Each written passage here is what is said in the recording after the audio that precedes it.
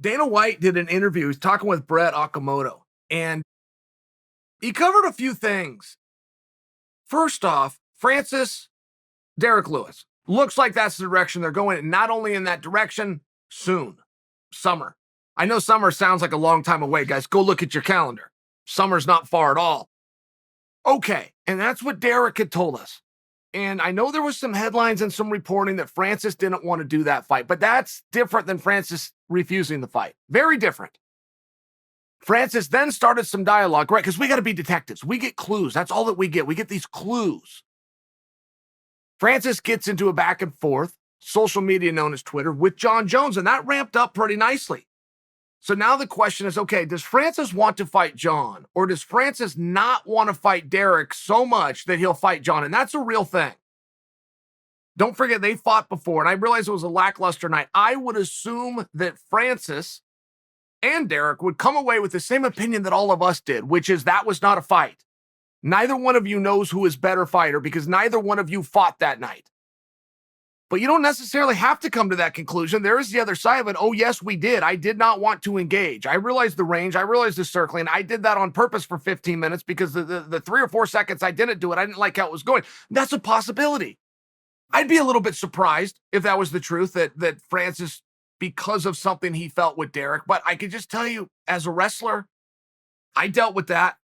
Whether it was a match from way back when I was 9 years old and now we're in high school, one would have nothing to do with the other. Well, not so fast. It has something up here, it does. I remember that. Or it was a workout. Guy came through town, or maybe I was going through his town, but I popped in a room with him somewhere, one day workout. I'll remember that forever.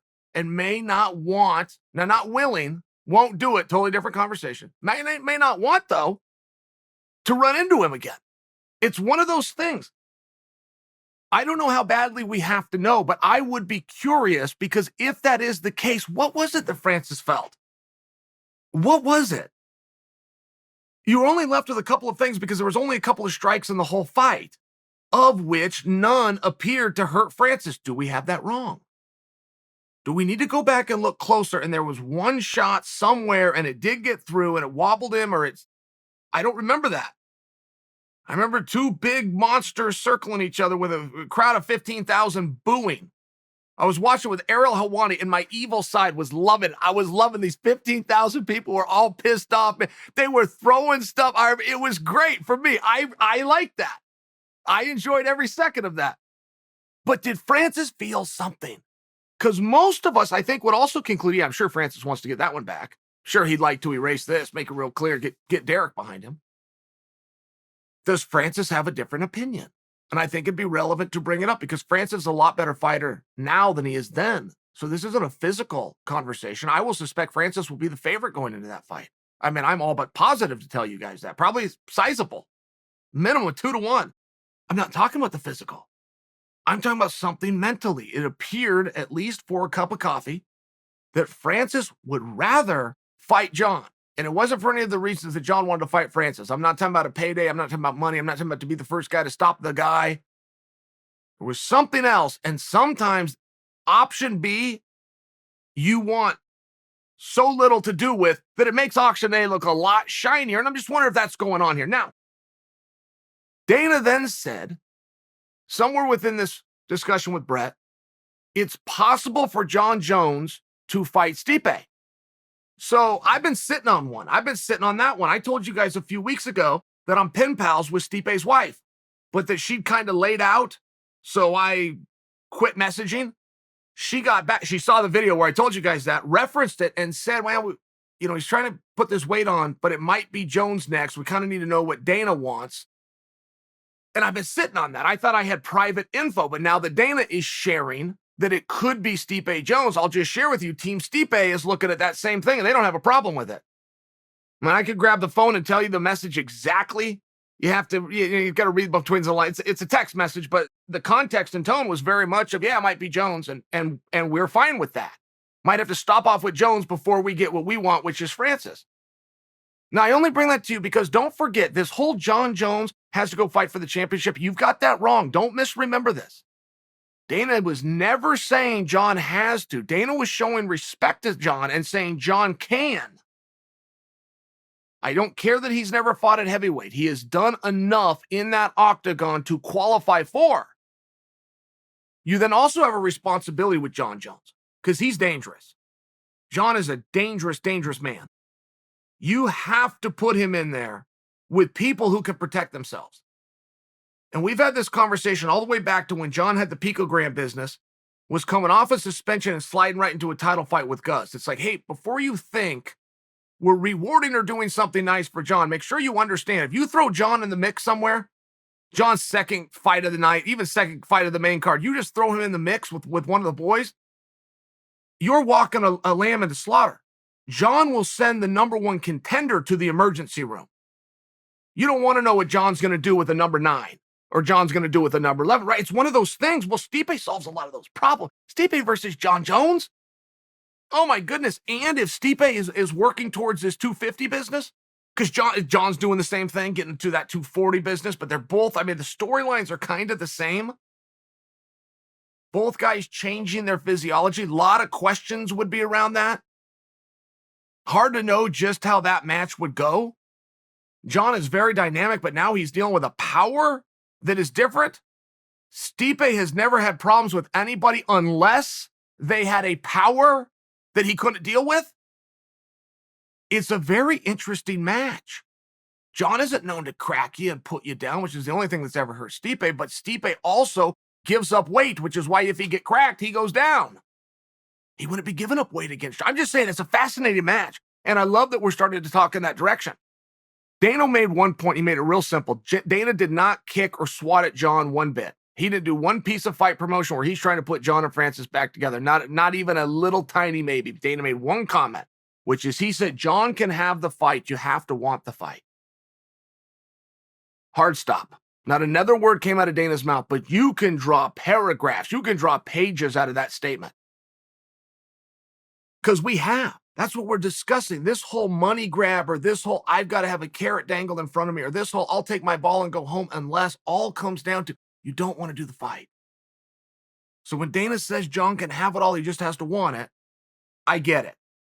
It makes sense. And there is something, I mean, it'd be a pretty cool move. Like just say, for example, we're all mad at Jon and Jon's being the skunk at the garden party, but let's say that Jon's came in and agreed to take on Stipe, but didn't ask for any more, was happy with his contract. We would then know that Jon was sincere because one of the things Jon was saying for Francis was essentially hazard pay. This guy is so big. This guy is so scary. I've never done the weight class, and therefore I need more. Well, if he ends up with Stipe, where none of those things are true, and Jon goes, yeah, they're not true, so I'm good. I think we'd all have to sit back and give Jon a little bit of an apology. I mean, part of the frustration that we as a community have had with Jon Jones is the lack of sincerity that comes out of Jon's mouth, where Jon's trying to work the audience, and in this case, he tried to work it because the guy was closer to the heavyweight limit than he was. It was pretty strange, but if it turned out that Jon was sincere, and that is truly what he meant, evident of the fact of just defer to my contract and bring me Miocic, we need to give a real good look at Jon here. A little bit of a hat in our hand, a little bit of, hey, I apologize there, Mr. Jones, right? I don't know that we're there. But there is a reason that Team Stipe had Jon's name come out of his mouth, and there's a reason that Dana White just had Jon and Stipe come out of his mouth in the same sentence. And in this business where there's smoke, there is fire, not to mention, if you get Derrick and Francis in there, who would Stipe and Jon fight? Stipe is so heads and shoulders above the field. Jon is so heads and shoulders above the sport. Derrick has proven he can protect himself. And I mean, right, you look at those top 4 guys, it's a big drop down to number 5. Big drop. It's Curtis Blades. But then you look at Curtis's spot at number 5. It's a big drop to anybody that can beat Curtis Blades. I mean, right, heavyweight is not tit for tat any given day. No. There's 3 different classes within heavyweight. Okay, stick on this interview because Dana weighed in on Nick Diaz. And it kind of had to do with the want. The same want that Dana applied to Jon Jones.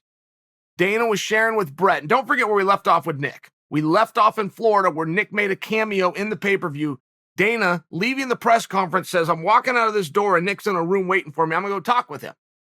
We then also heard the name of Khamzat Chimaev mentioned. Okay, but that's all we've got now. Dana just said, I don't think he's got the fire. I don't know if he wants to do this. And I got to tell you, I would get that. And I've also wondered that about Nick. I've just wondered it from watching and observing him. And I've got clues in both directions. I got clues when he was putting out those Instagram training videos. His body's ripped. He weighs 168 pounds. He fights at 170. His last fight was at 185. He weighs 168 pounds. And there's even something within that interview, that tease, that he might even be going down to 155. Well, to look the way he looked, to be 3 pounds under contracted weight, to be 15, 16, 17 pounds underneath your last fight's weight, that takes discipline. You can't have that level of discipline if you don't have that hunger. So I've had clues in the direction of, yes, Nick is hungry, and yes, Nick does want to do this. I would understand the other way. I had a conversation. I was at Bellator, and Big John, Josh Thompson, and I are standing there. And Josh says to me, he goes, Chael, do you miss it? And I go, yeah, I miss it. And Big John steps in and he goes, what do you miss about it? And I looked at John. I was going to back up my statement. I said, well,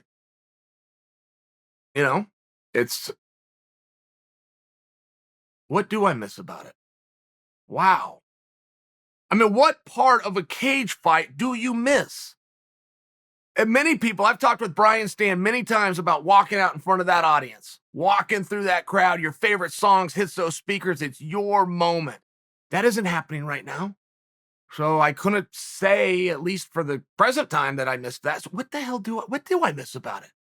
The training is grueling. The fight, I'm sure you could even imagine whether you've done it or not. What's going to be fun about that? Right? What part of that do I miss? I didn't realize it until Big John said it.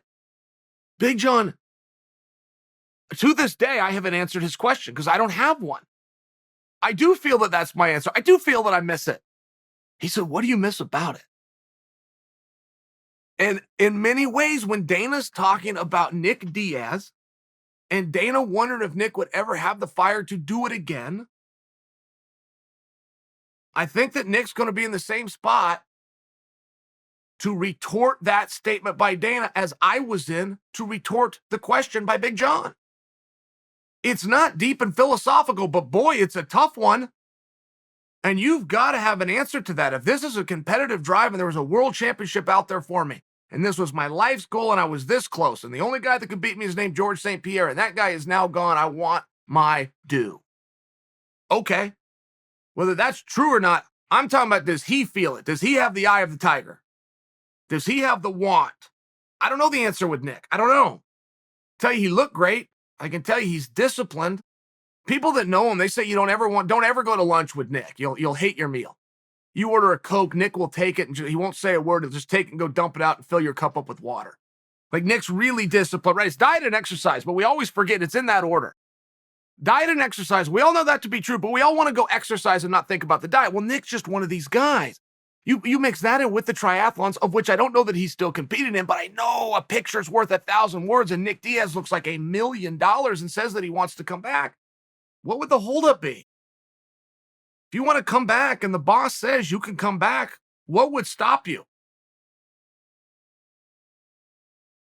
You're not injured. You're not ill.